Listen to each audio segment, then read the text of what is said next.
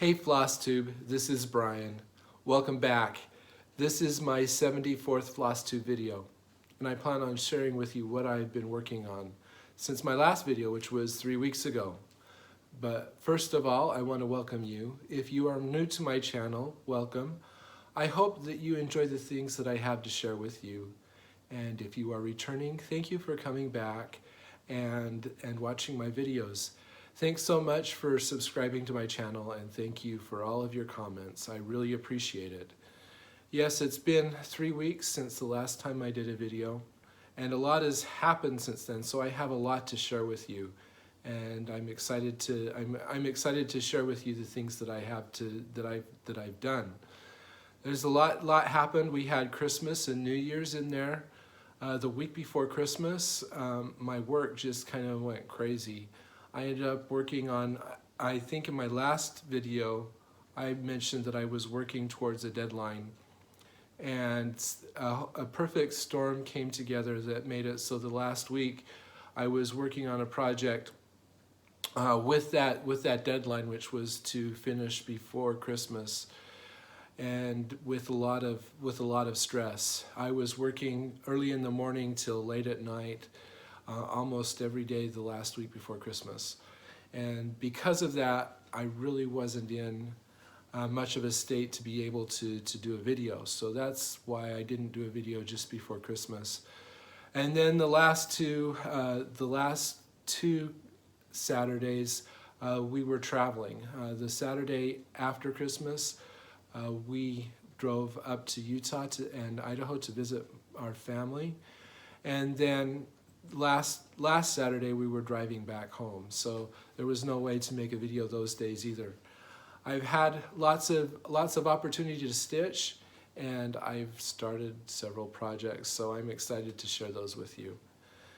First of all, though, I want to respond to comments and questions that were made since I made my last video. So let's get started with that.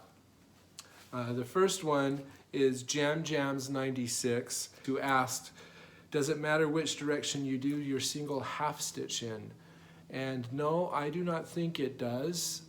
It just depends on your personal taste, which direction you think would look good in the design. So you might, if you have a hard time deciding, you might try stitching one way or the other and decide which one that you like. I prefer stitching from the bottom left up to the top right. That's what I generally do for a half stitch. Willemine asked me about why I choose to put glass in front of my frame projects, and I've just always done that. It feels like, well, first of all, things are really dusty here in Arizona, so it feels good to have glass to keep things from getting really dusty. I have considered on a couple of projects framing without glass, but I've never been able to take the plunge. So I don't really have, I mean, I've heard people say that you don't really need glass, that glass doesn't protect the project any more than not having glass. And I know that at the attic, all of their projects that are framed, they don't have glass. That's probably to make it so that people can actually see the stitching better than they would if there was glass on everything. So I've heard both ways. I've just always, you expect to have glass in the picture, so that's kind of what I've done. But there's no real rule to that. Kevin asked me, he's working on a project and is thinking about switching over to my diagonal method, and he asked me if it would be possible to do that if you've already stitched part of a project and then started doing diagonal.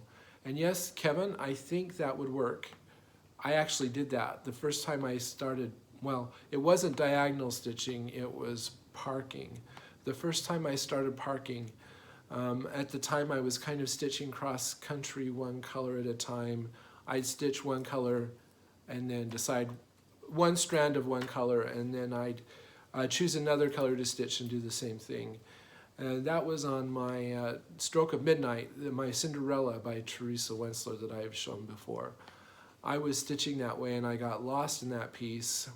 And at the time I thought, I can hardly wait. I just barely learned about parking, and I thought I can hardly wait until I can finish this project so that the next project I start, I can start parking. And then I thought, I'm never going to finish this project the way it's going. I'm just going to start parking on this project. And so I did, and I was careful how do you say? I was careful to, when I stitched, I was careful to kind of stitch in the same way that I had been stitching. I tend to think vertically rather than horizontally, and so I started stitching vertically so that I didn't change the direction of what I was stitching, but I started parking. And you can't tell on that piece that one part was stitched cross-country and another part was stitched with parking. So I think it would be, you can do that. Just try to be careful and make sure that you stitch in the same direction that you had been stitching before. And I think everything will turn out okay. That is where parking actually taught me that was the way that I like to stitch, and a way that I could accomplish a lot more than just stitching cross-country in a heavy confetti piece. Terry asked me, when I start a project, how do I decide how many skeins of floss to use for each color? And she's kind of asking about dye lots, and if I worry about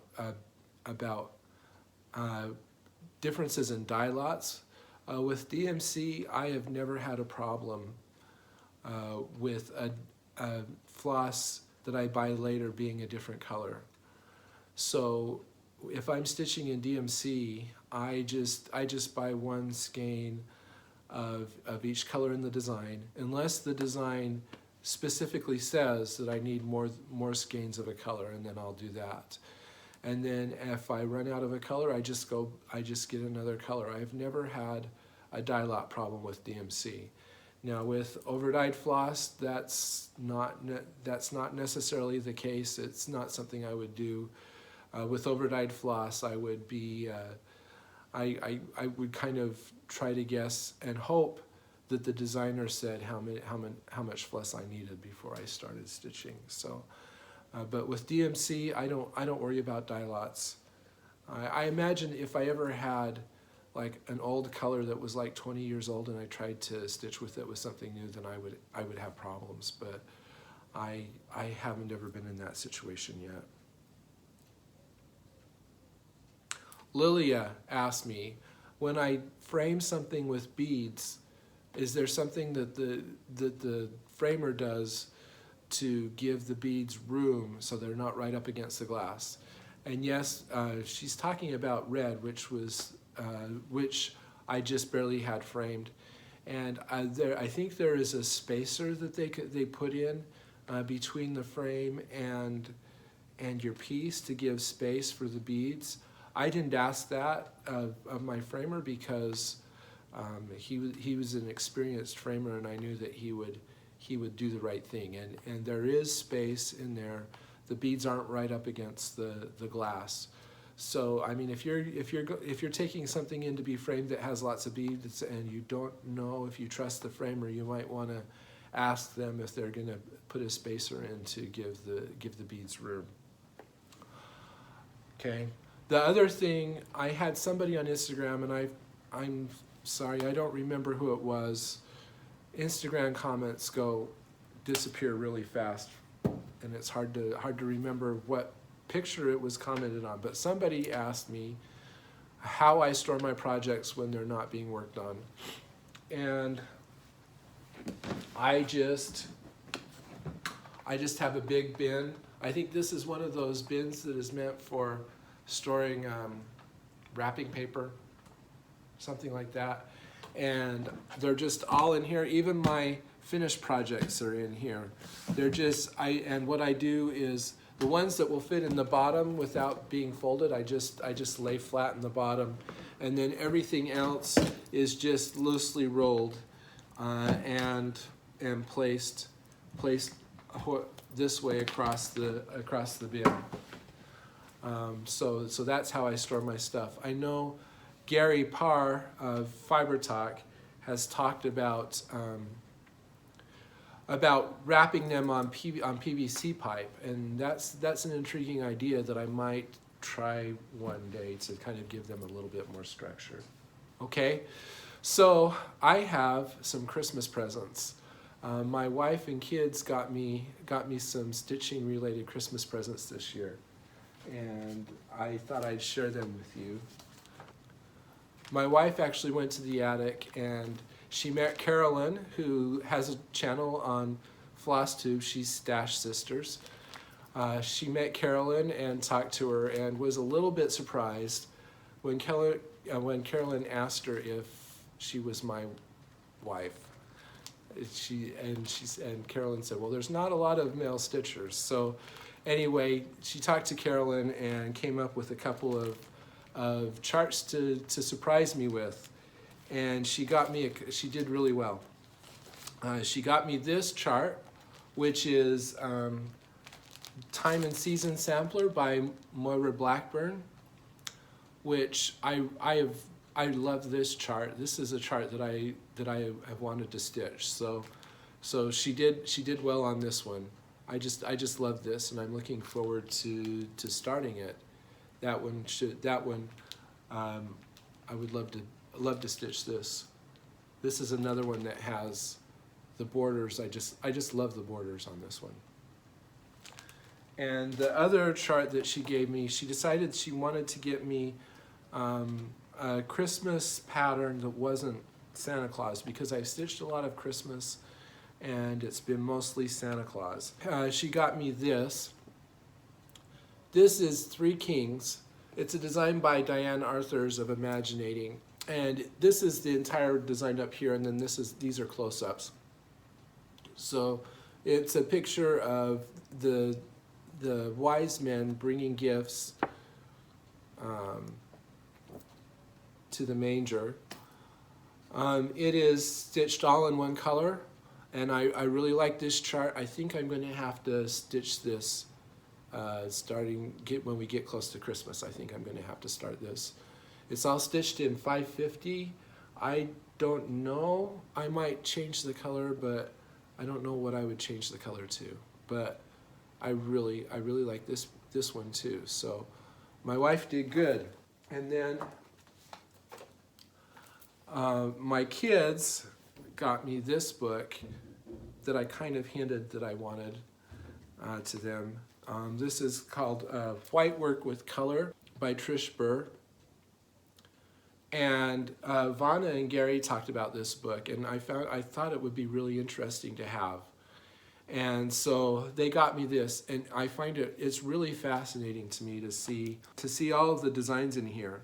I don't know if I will ever stitch them, because embroidery just kind of scares me, because it scares me to not have a specific place to put your needle, and just stitching with an outline. So that kind of scares me. But maybe someday I'll do one of these. I mean, there's some really pretty designs in here, like these flowers. I really like these flowers. And actually, this design is done in 2 different colors. She also has them in blues, the exact same design in blues. And this vase of flowers is really cool too. So it's basically white embroidery with a little bit of color to add emphasis. And it is really a great book. And maybe someday I'll branch out into something like this. So let's talk a little bit about 2019. I want to use my charts to do a little bit of a year in review. It has been a great year stitching wise.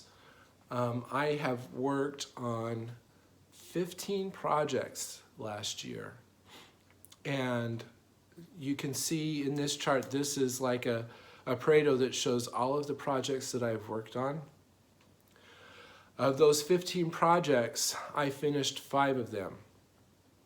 So 5 finishes. So here's my finish trend. I got 5 finishes last year, which is about average for me. They are mostly small designs, and in a minute I'll show you what I finished.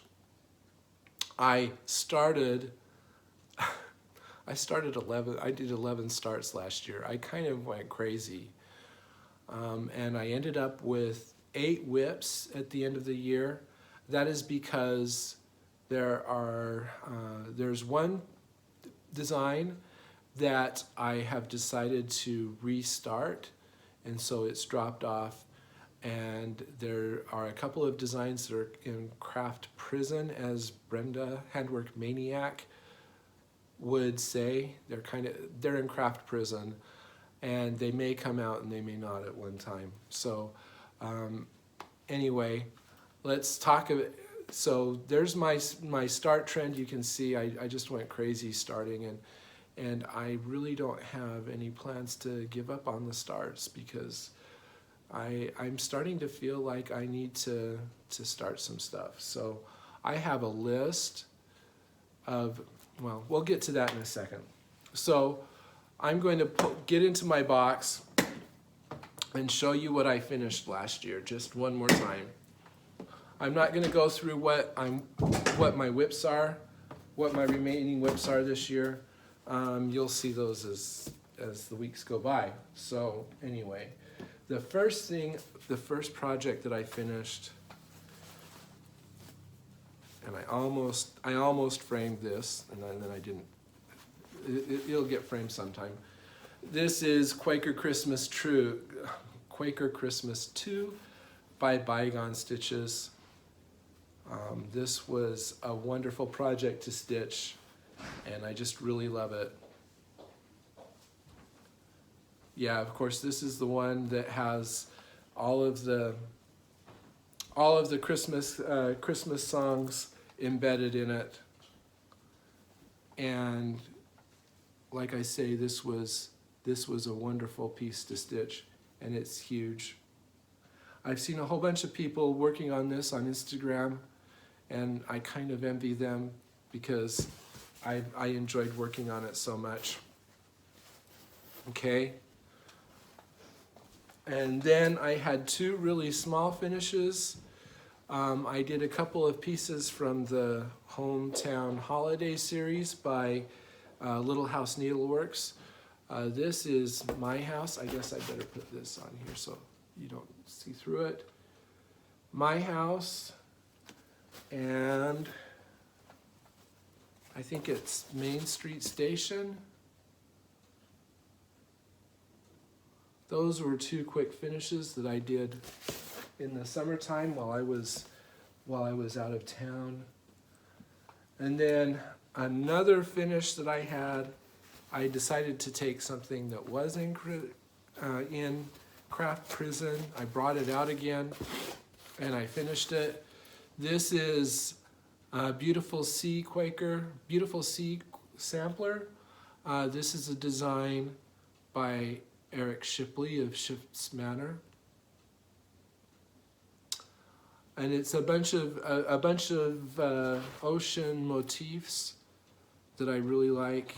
This was actually fun to stitch, and I'm not sure why I had quit working on it. It was really rewarding to stitch, and was easily finished. I didn't have that much left to stitch when I was working on it. And then my final finish for the year was my winter garden. This is a design by the Drawn Thread, and I finished the first one. I plan on stitching the other 3 seasons and look forward to doing that as well. So here is my winter garden. And I really enjoyed working on this. This is a piece that stretched me a little bit, and taught me more about working with silk and more about specialty stitches. So, yeah. So those are my finishes for the year. And for my plans for 2020, I don't really plan. There are people who say that I'm a planner. I'm not a planner, I'm a tracker. I don't consider myself a planner. I have a list, and it's a list that keeps getting longer and longer, of possible starts. There's no way I'm going to be able to start all of these projects this year, but it's nice to kind of dream. I plan on doing a new start every time I go through my rotation. I plan on continuing to do that. And I've never done Stitch Mania before, but I've actually kind of got an idea for Stitch Mania of something that I want to do. We'll talk about that when we get closer to May, about doing something, okay? So, what have I been working on? I've basically started 3 projects. When I got to the end of my rotation, I was ready to do a new start, and I knew I was going to do a new start on the 1st of January. So I did a new start, and then I kind of got tired of it and decided I needed to start something else. We'll talk about that. So the last time I talked to you, I said that I was probably going to start one of the Rosewood Manor Quakers, seasonal Quakers. And I said I was leaning towards spring because I always start winter. But that evening when I actually had to make my decision, it just didn't feel right to work on something springy about a week before Christmas. Just didn't feel right. So I started Winter Quakers. So that is this design by Rosewood Manor, Winter Quakers. Of course, this is a design, there's a lot of people who have been working on this. I really love this. I love the way the motifs all look kind of like snowflakes, and the colors are really wonderful as well. So I am stitching this design on the called for Dwarf by Picture This Plus, and I think I cannot remember if it's 32 count or 28 count. But this is how far I got. Oh, and I am stitching with the Valdani Threads, which I actually enjoyed working on. They are 3-strand, and you don't separate them unless you're doing back stitching. If you just stitch with them as they come off the ball, and it makes, because they're 3-strand instead of 2, the stitches really stand proud on this fabric with this count. So they look really nice. And I started up in this corner, and I've just been working down. And this big motif, this took quite a while to stitch because it's so big. And some of these colors, when I pulled them off, I thought this is a weird color to put with everything else. But when it's all stitched up, it looks really good. So I got this motif and then a couple of other smaller motifs. This motif I basically stitched twice because I made a mistake with choosing the color from the symbol. And then I've also done, there's some back stitching through here from just little back stitch snowflakes. So I'll give you a little bit of a closer view. Hopefully it'll show up well. The colors will look good on this fabric with this camera. Fabric like this throws my camera's white balance off. But yeah, this is almost a page, and there's like 6 pages, I think. So I think I got quite a bit done, and I'm looking forward to I've got to fill in some more back stitching through here, and then I think I'm going to work over this way and work on this page, and then come down and start working on this. So this color of fabric, this dwarf, it's really, really a beautiful color as well. So I've really enjoyed working on it. So that was my first start. And then on Christmas Day, as I mentioned, I'd finally gotten through the stress of work. I was just kind of resting, and I thought, I'm going to start something else. I was kind of tired of winter Quakers, and I thought, well, I'll start something on Christmas Day, and I'll start something on New Year's, and that'll give me a week to work on each of these. And I decided that I was going to start something that I've been thinking about starting for a while, but I have been reluctant to start it. There's been a little bit of anxiety thinking about starting it.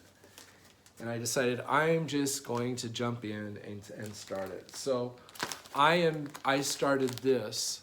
This is the Queen Sampler. It's a design by Darlene Osteen from the Needles Prayse.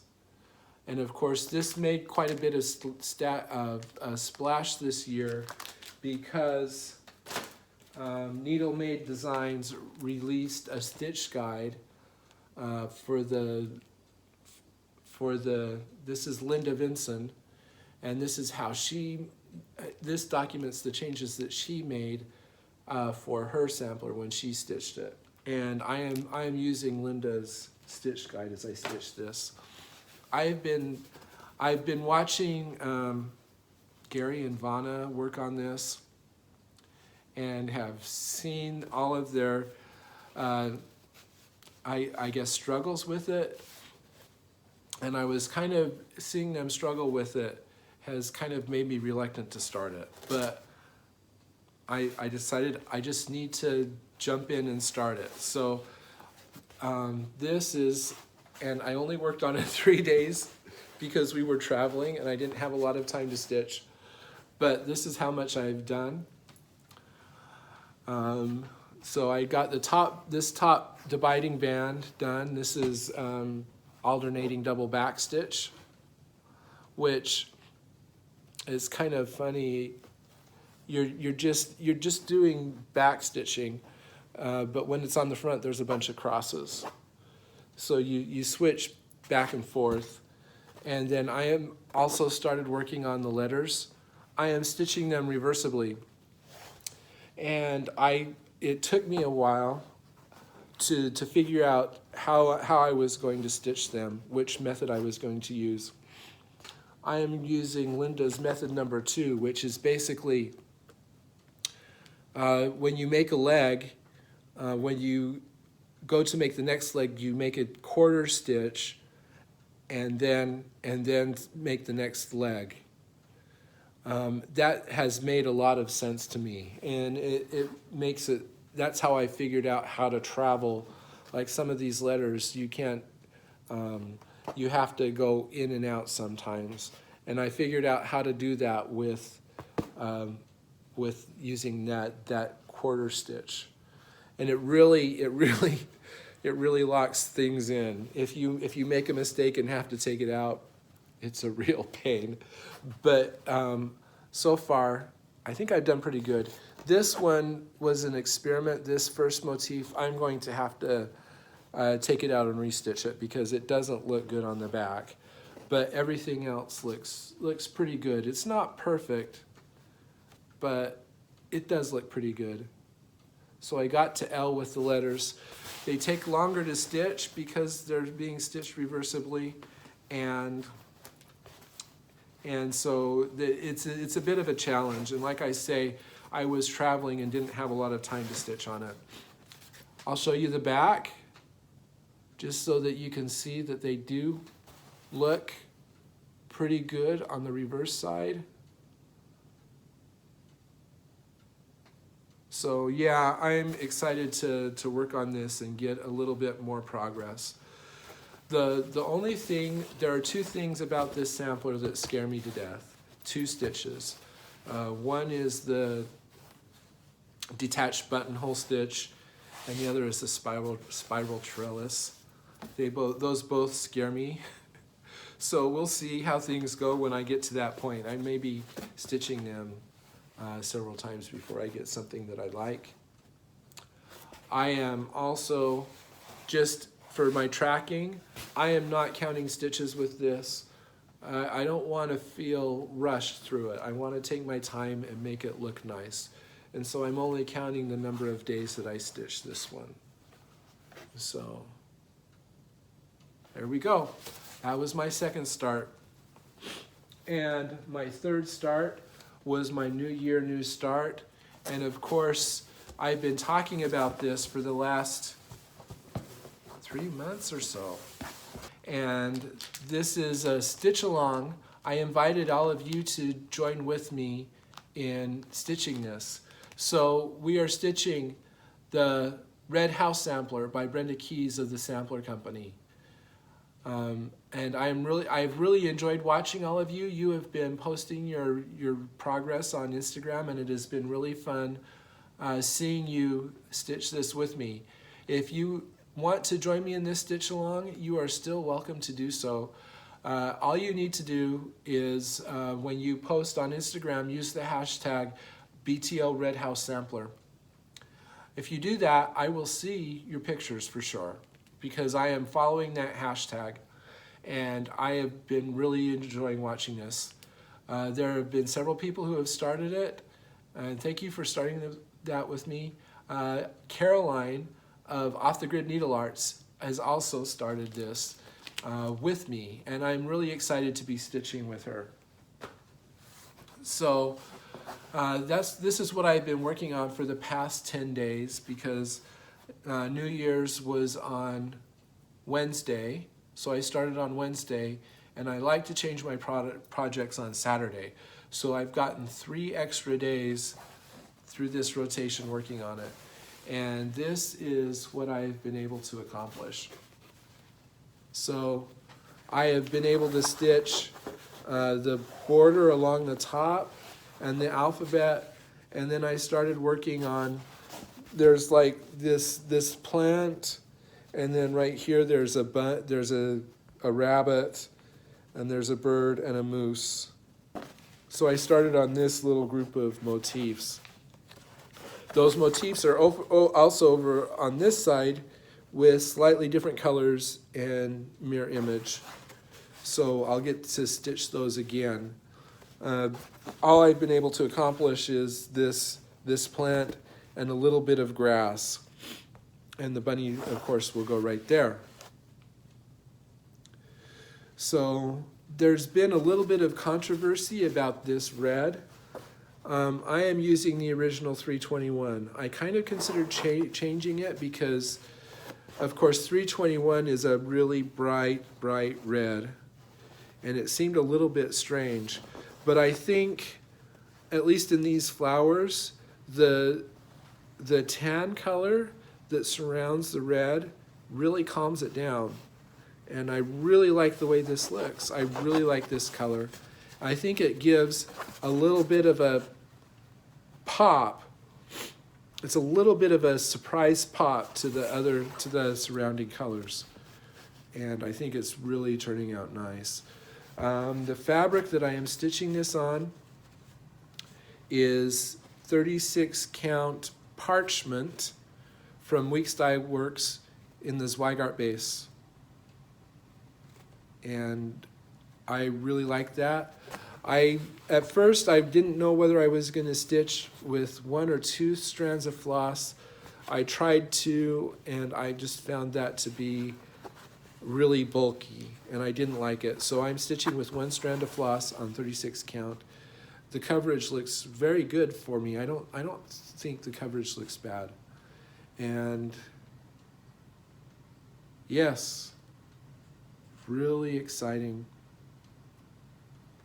I'm excited to get back to this. I finished up working on it last night, and I'm excited for it to come back around in my rotation again. So yeah, that reminds me, I forgot to mention this fabric for the Queen Sampler is 37 count Russian tea cakes. I got it from Sassy Jack's. I got the entire kit for the sampler from Sassy Jack's, so there's that. So that is what I've been working on. What are my plans for this week? I am going to start at the top of my rotation again, and it's time. It's time.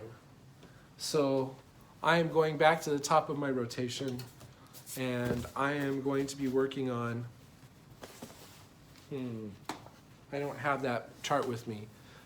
English Garden Sampler by Teresa Wentzler. Of course, this is my oldest whip. That's why it's at the top of my rotation.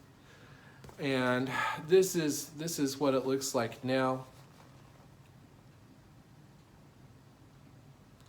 I'll insert what this design looks like complete. So of course I've stitched all of this. I'm working on this band across here. Hopefully I'll be able to get over to the gate. I would love to get to the gate and possibly get the gate stitched, but we'll see. That's kind of my goal for this week, is to get everything stitched to the gate and then get started on the gate and hopefully finish it. I would love to finish this band, because once this band is finished, then I think things are going to go a lot quicker. So I'll give you a little bit closer look. I am stitching, this is 25 count Antique White Lugana. The floss is Sullivans Floss, which, as I have said before, is a little bit more muted than DMC. It has a little bit of a gray tone to it, which if I were to do this again, I would use DMC. I would not use Sullivans. But it does look great. And I am hoping, this is one of the projects that I am hoping to be able to finish this year. I really want this to be a finish this year, so who knows, I might get to the point where I decide to focus on this just to get it finished. I'm not to that point yet, but we'll see what happens. We'll see what happens in the coming year. So feel free to follow me this week on Instagram if you want to see how far I get. We'll see how far I can get with it.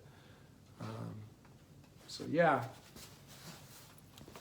I have one last thing I want to do, and that is I want to do a giveaway. I've had these charts. These were sent to me by the Fat Quarter Shop. They're designed by Lori Holt.